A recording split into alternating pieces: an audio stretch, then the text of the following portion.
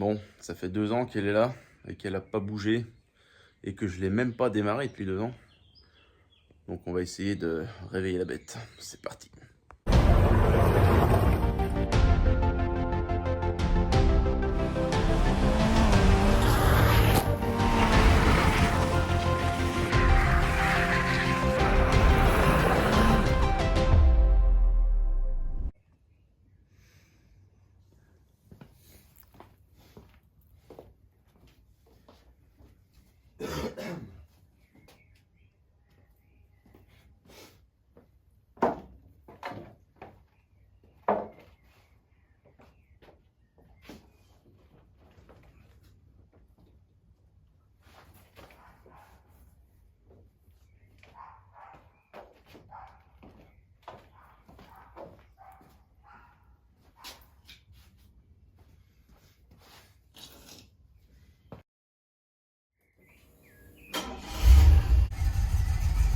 Pas un mythe, elle tourne, hein. Elle est prête à rider.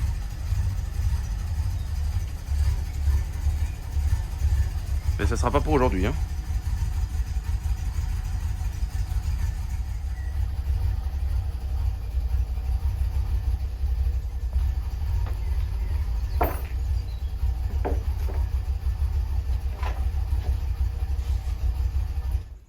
Bon bah c'est pas un fake, hein. Elle roule vraiment. Aujourd'hui je l'ai sortie.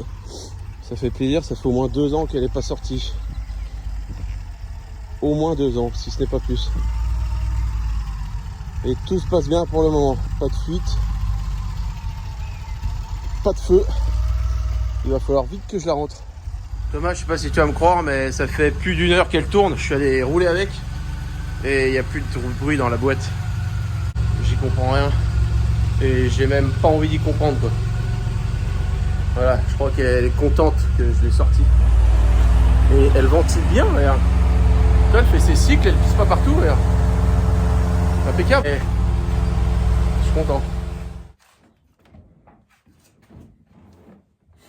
Alors la question est simple, pourquoi une DeLorean? La DeLorean, en fait, quand j'étais gosse, c'était mon rêve de gamin, quoi. J'ai vu la première fois Retour à Futur, j'étais pas bien grand. Et au moment où sur le parking des Deux Pins, il y a la DeLorean qui sort du camion de dock, là. Vous savez, le moment où la porte tombe, il y a plein de fumée, d'effets spéciaux. Je pense qu'il n'y avait aucun effet spécial, c'est juste la voiture qui venait de démarrer et qui en foutait partout. Et cette voiture descend de la plateforme, et là on dit putain, mais c'est quoi cette caisse, c'est quoi cette navette spatiale, est-ce que ça existe vraiment? Bah oui, la preuve, ça existe, elle est là. À l'époque, on ne savait pas que ça existait une DeLorean, on ne savait même pas ce que c'était. C'était une voiture qui était uniquement vendue aux États-Unis, au Canada. Nous, en France, on n'avait rien du tout, on n'avait jamais vu. Et de souvenirs, la première que j'ai vue de ma vie, c'était à Rétromobile, le salon Rétromobile, et je devais avoir 8-9 ans. J'avais été avec mon père. Il y a une photo de cette voiture où je suis à côté d'une DeLorean, où il y a écrit DeLorean devant, là. Et je me dis, putain, mais en fait, on peut en trouver une. Et ça a été de longues recherches. Après, j'ai cherché ça à partir de 25 ans. Quand j'ai eu 25 ans, je me suis dit, un jour, j'aurai une DeLorean et je vais tout faire pour. Et quand mes 30 ans ont approché, donc l'année de mes 28 ans, j'ai réussi à trouver cette voiture. J'ai trouvé aux États-Unis, elle était à Los Angeles. Et ça a été une grosse bataille pour la récupérer parce que la voiture était en vente. Je l'ai trouvée via des sites américains, je ne l'ai pas trouvé via des sites français. J'ai trouvé moi-même. J'avais trouvé mon importateur et j'ai réussi à l'avoir. J'ai réussi à l'avoir. Ça a été compliqué, ça s'est fait. Je me rappelle, j'étais un soir de déplacement, j'étais à l'hôtel. Mon importateur m'appelle, me dit Fabien, tu la veux vraiment? Je dis, oui, oui, je dis la voiture, je la veux, machin.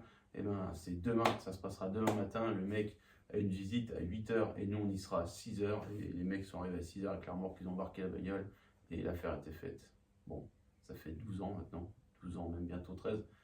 Il y a eu beaucoup de choses depuis. J'ai refait la voiture de A à Z. Bon, c'est une voiture pas facile, hein. Vous avez pu voir, j'en rigole aujourd'hui, mais c'était des galères sans nom pour pouvoir faire rouler cette voiture. Aujourd'hui, elle roule. Comme vous avez pu voir dans le bout de vidéo là, que je viens de vous faire, il y a une histoire dans la boîte. J'ai un bruit dans la boîte, je ne sais pas ce que c'est. Donc, la voiture, quand elle est chaude, le bruit, ça tape de plus en plus. Et je pense que ça vient du visco, enfin pas du visco, ça vient de la partie embrayage. Là, vous savez, il y a une partie embrayage entre la boîte et le volant moteur. Et je pense que c'est ça, où il y a un bruit dedans, il y a un truc qui a dû satelliser.